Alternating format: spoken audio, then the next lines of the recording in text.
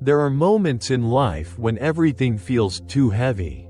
The weight of responsibilities, the pressure to succeed, the pain of past wounds, they all build up, quietly and persistently. In those quiet, painful hours, when your soul feels stretched thin, the teachings of the Buddha offer not just comfort, but clarity. Let this be a moment where you allow yourself to pause, to breathe, and to simply receive. You are not here to fix anything. You are here to remember, to return to what has always been within you, the strength to endure, the wisdom to understand, and the peace that arises from stillness. Life is not a straight line. It curves, it dips, it surprises, and in those unexpected turns, we often lose our footing. But losing your way does not mean you are lost forever. The Buddha said, "No one saves us but ourselves. No one can and no one may. We ourselves must walk the path." So here we are, walking gently together, step by step. Part 1. Understanding the nature of suffering. Suffering is something we all encounter. Sooner or later, it comes in many forms, some loud and obvious, like the loss of a loved one, and others quiet and hidden, like the subtle ache of loneliness or the persistent fear of not being enough. The Buddha began his teachings not with grand philosophies, but with a simple, compassionate truth. There is suffering. This was not a pessimistic statement. It was an invitation to see life as it really is, not as we wish it to be. Not as it appears in fleeting moments of joy, but in its full, raw reality. We suffer when we lose what we love. We suffer when we don't get what we want. We suffer when we hold on too tightly. And even when we let go, there's suffering in change. There's suffering in staying the same. There's suffering in birth, in aging, in illness, and in death. In Buddhism, this is called dukkha, a word that doesn't just mean pain, but refers to a kind of fundamental unsatisfactoriness in life. Even in moments of joy, there's often an undercurrent of anxiety. Will this last? What if I lose this?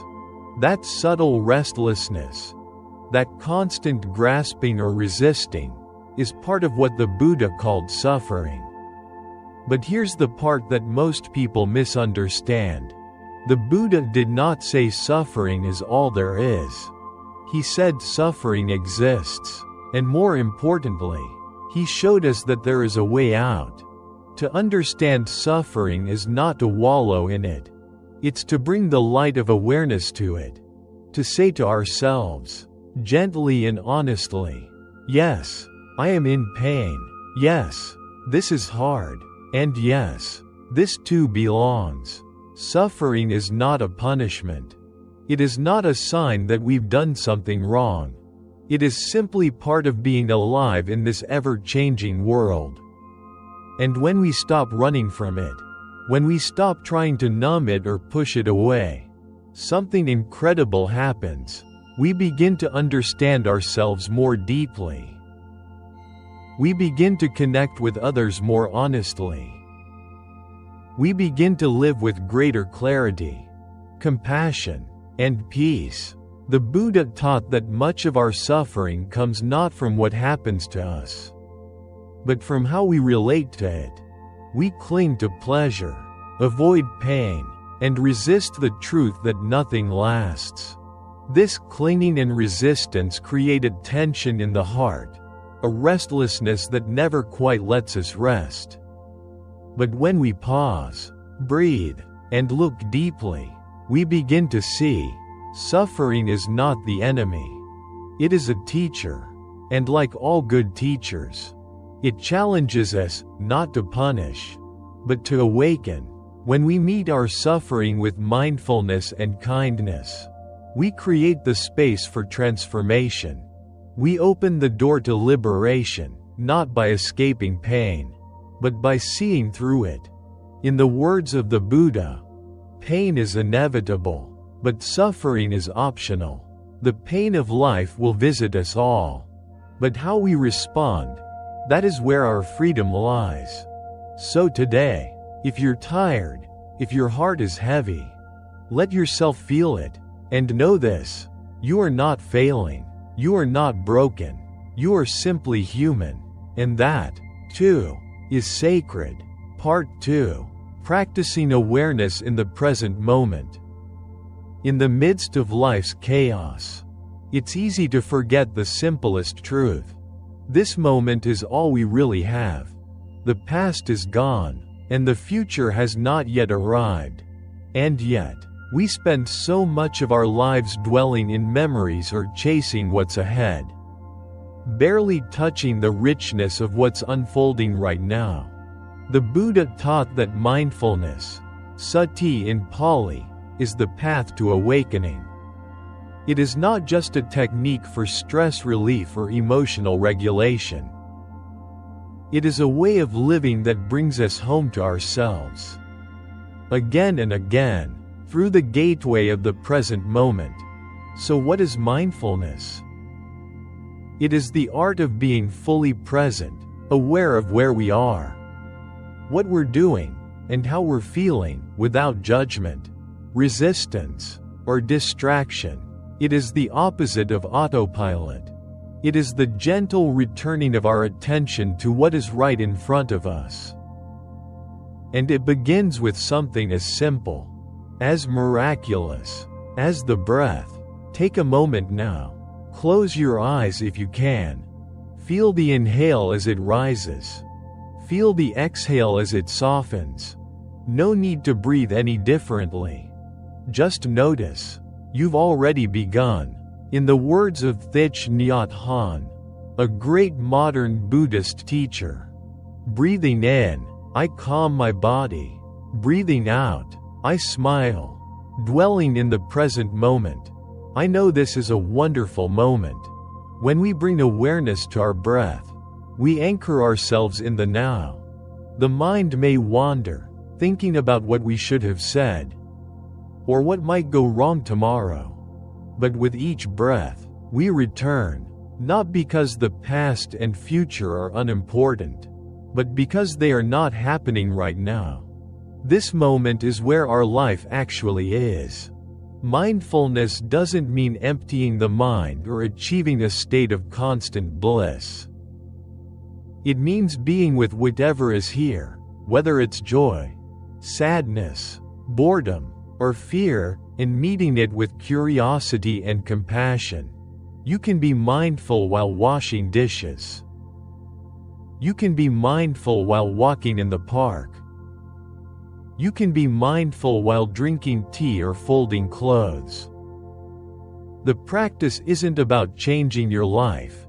It's about changing the way you live your life. When you are present, even ordinary moments become sacred.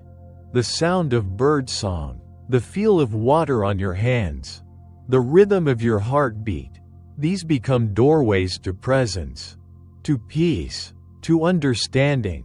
The Buddha said, "Do not dwell in the past. Do not dream of the future. Concentrate the mind on the present moment." Why?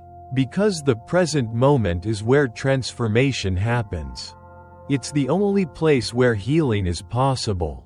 It's where we notice our thoughts without believing every one of them. It's where we soften our inner dialogue, where we recognize our patterns, and where we begin to choose differently. Through present moment awareness, we interrupt the cycle of suffering. We stop reacting on autopilot and start responding with wisdom. We realize we are not our emotions, not our thoughts, not even our pain. We are the awareness that holds them. And that awareness is calm. It is spacious. It is enough. So when life feels too much, come back to the breath. When you feel scattered, return to your body. When the mind spins, let it be. And then, notice the space between thoughts. That space is presence. That space is freedom. And from that space, the next gentle step becomes clear. Part 3. You are not alone. There's a kind of pain that doesn't always have words. It sits quietly in the corners of the heart, unseen, unspoken, but deeply felt. This is the loneliness that can settle in even when we're surrounded by people. The loneliness of not feeling understood. The loneliness of carrying burdens we're too afraid or too ashamed to share. In those moments, it's easy to believe the painful thought, "I'm the only one who feels this way." But that thought is an illusion. You are not the only one struggling to get out of bed in the morning. You are not the only one who lies awake at night replaying mistakes.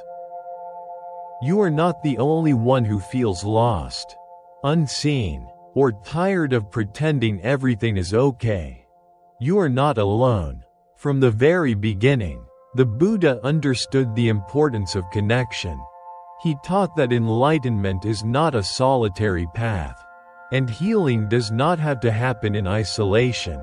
One day, when asked by his attendant Ananda whether spiritual friendship was half of the holy life, the Buddha replied, "No, Ananda, spiritual friendship is the whole of the holy life." In Buddhism, this community of support is called the Sangha. It includes monks, nuns, lay practitioners, and yes, even you. The Sangha is not just a physical group. It is a spiritual presence, a reminder that others walk this path too. It is a field of compassion where you are always held, even when you feel like falling apart. But sometimes, we don't feel worthy of connection. We hide our pain behind smiles. We tell others, "I'm fine," while our hearts quietly break. We convince ourselves that we must be strong, self-reliant, independent. And yet, what if true strength is not in enduring alone, but in allowing ourselves to be seen? To say, even in a whisper, "I'm struggling," to let someone sit beside us in silence without needing to fix us. Sometimes, that someone is a friend. Sometimes, it's a teacher. Sometimes, it's a stranger in a video like this. And sometimes, it's your own deeper self, the awakened presence within you that knows. This moment is hard, but I am here with you. The Buddha never judged those who were in pain. He never turned away from suffering. Instead, he met it with loving awareness and infinite patience. And he taught us to do the same, for ourselves and for each other. You are not a burden. Your suffering is not too much. Your presence in this world matters more than you know. If you feel isolated, take one small step toward connection. Speak honestly to someone you trust. Join a meditation group, online or in person. Write your thoughts in a journal and imagine placing them in the hands of a wise, loving friend. Or simply sit quietly and whisper, "May I be held in compassion. May others feel this too. May we all be free." The truth is, many others feel just as you do. And your courage to face this moment, this ache, this vulnerability, creates a bridge for others to walk across. You are never truly alone. There is always a thread, even if invisible, that connects you to all beings, through joy, through pain, through this human experience. And when you remember that, even for a moment, something inside you softens, a breath returns, a quiet strength begins to rise. And that, dear one, is the beginning of freedom. Part 4. Embracing impermanence and letting go. There is a truth at the very heart of the Buddha's teaching, simple, powerful, and often difficult to accept. Everything changes. No matter how tightly we hold on, no matter how deeply we love, no matter how carefully we plan, nothing stays the same. The Buddha called this truth anicca, or impermanence. It is not just a philosophical concept. It is the very nature of all things. Everything you have ever experienced, every joy, every sorrow, every success, every loss, has been temporary. Moments rise and pass away like waves on the ocean. People come into our lives and eventually leave. The seasons shift. Our bodies change. Even the thoughts in our mind, once so loud and consuming, fade like clouds drifting across the sky. At first, this truth can feel painful. We want things to stay the same, especially when life feels good. We want to hold on to love, health, youth, certainty, control. We resist change not because we're foolish, but because we're human. It's natural to want security in an uncertain world. But clinging to what cannot be held is the source of much of our suffering. The Buddha taught that suffering arises not simply from pain, but from our attachment to things being a certain way.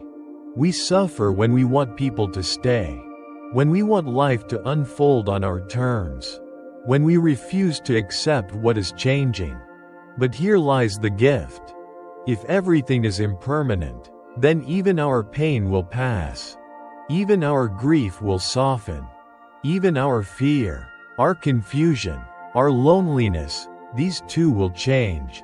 When we deeply understand impermanence, we stop fighting the flow of life. We begin to let go, not in a cold or detached way, but in a way that frees the heart. Letting go does not mean forgetting. It does not mean we stop caring. Letting go means we honor the moment for what it is, without needing it to last forever. Think of a sunset. Its beauty lies in its fleeting nature. We don't try to freeze the sky, we simply sit, breathe, and admire its passing colors. Your life is like that. Your joy, your pain, your relationships, your emotions, each one is like a breath, a flame, a wave. It comes, it teaches, it moves on. The lotus flower, a symbol of Buddhist wisdom, grows in muddy water. It rises not by resisting the mud, but by using it. Letting go is like that. We don't have to get rid of our pain, we grow through it. So when life asks you to release something, a dream, a plan, a person, a version of yourself, pause. Feel the ache, acknowledge the loss, then gently open your hands. Say, "Thank you for what you were. I release you now. I return to the flow." In this letting go, you are not giving up.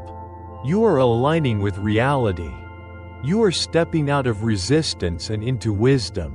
And in doing so, you free yourself to fully live, present, aware, and open to whatever comes next. Part 5. Daily Practices to Cultivate Peace.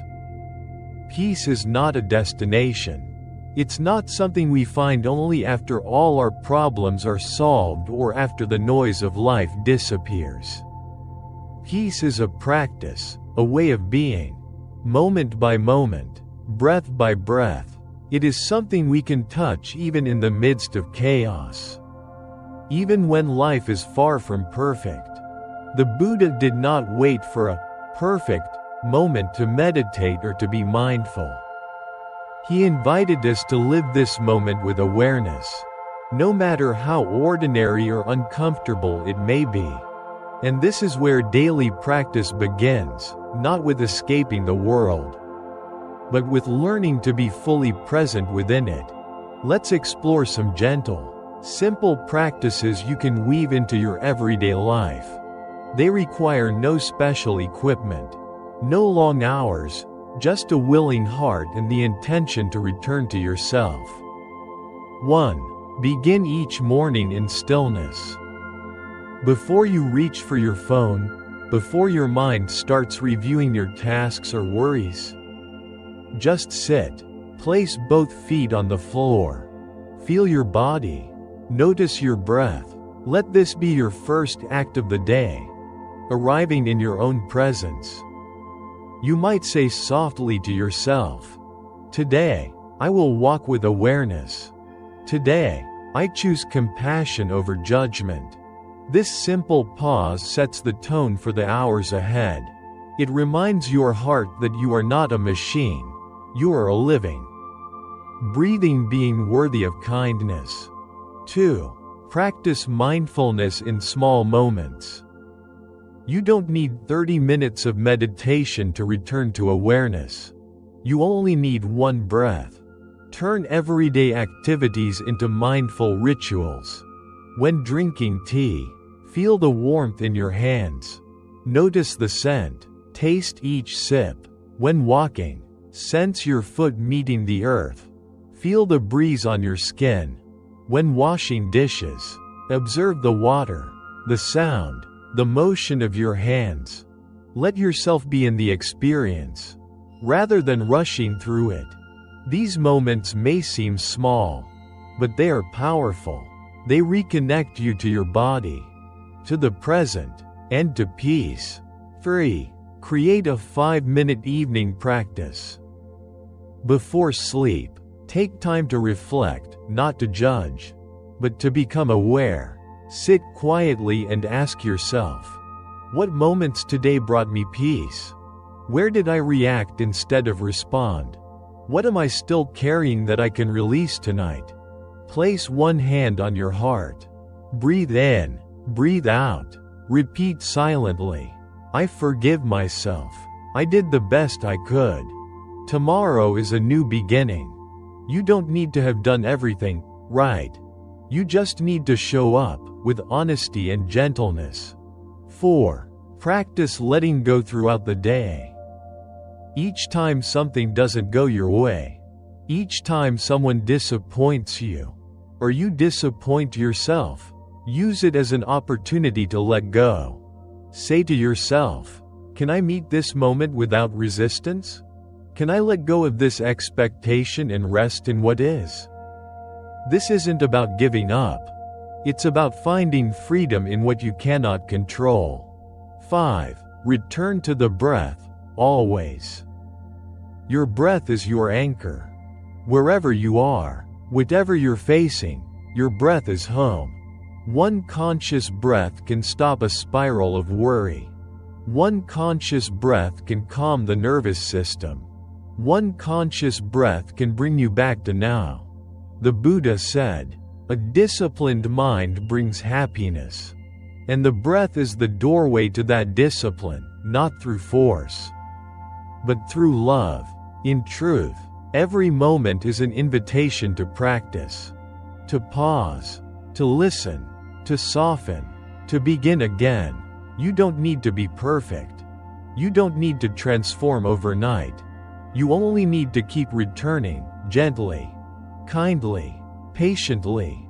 This is the path. This is the practice. And in walking it, even imperfectly, you are already cultivating peace. Part 6. Light for the weary soul. There are days when the weight of the world feels unbearable. When every step forward seems harder than the last. When even getting out of bed or taking a breath feels like too much. If you find yourself there, please know this. You are not broken. You are not weak. You are simply human. And you are tired. The Buddha never promised a life without hardship. What he offered was something far more powerful. A path to freedom within the hardship. A light, not one that erases the dark, but one that guides us through it. That light is already inside you. It may be dim right now, flickering behind exhaustion or despair, but it has never gone out, and it never will. Sometimes, You don't need to do more. You don't need to force your way into healing. You don't need to pretend you're okay. You simply need to sit still. And remember, the light is still there. The Buddha said, as a candle cannot burn without fire, people cannot live without a spiritual life. Your spiritual life doesn't have to be grand. It doesn't require chanting for hours or sitting in meditation for days. Sometimes, it looks like this: taking one mindful breath when you're about to break, whispering, "May I be kind to myself," when the inner critic screams, letting a single tear fall without shame, placing a hand on your heart and saying, "This is hard, and I'm still here." These, too, are sacred practices. These, too, are acts of courage. When you feel hopeless, know this truth: even the strongest waves eventually return to stillness. Even the longest night gives way to dawn. Nothing stays the same forever, not even pain. That's the beauty of impermanence. And it's also the promise of compassion. There are others out there, millions of others, who have felt what you're feeling. You are not the only one who has fallen to their knees in grief. You are not the only one who has prayed in silence for peace. And you are certainly not the only one who has wondered whether they have the strength to keep going. And yet, here you are. You are still breathing. You are still listening. You are still open to light. And that means something. Let this be your reminder. You don't have to fix your entire life tonight. You don't have to carry it all at once. You only need to take one small, loving step. Even if that step is simply resting. Even if it's simply pausing long enough to feel your breath. The Buddha taught, if you light a lamp for someone else, it will also brighten your own path. So if you feel strong today, be that lamp for someone else. And if you feel dim, let someone hold the light for you. Let this message be that light. You are seen. You are loved. You are not alone.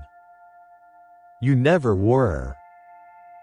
Even when everything feels dark, even when you don't know the way forward, trust this: the light is within you, and it is enough. May these words stay with you like a quiet flame, lighting your path when the road feels uncertain. May you remember that peace is not far, it lives within your breath. May you meet each moment with presence, each challenge with compassion, and each day with soft courage. No matter where you are or what you're carrying, know this: you are not alone. You are already enough. And the light of awakening is already within you. Namo Shakyamuni Buddha.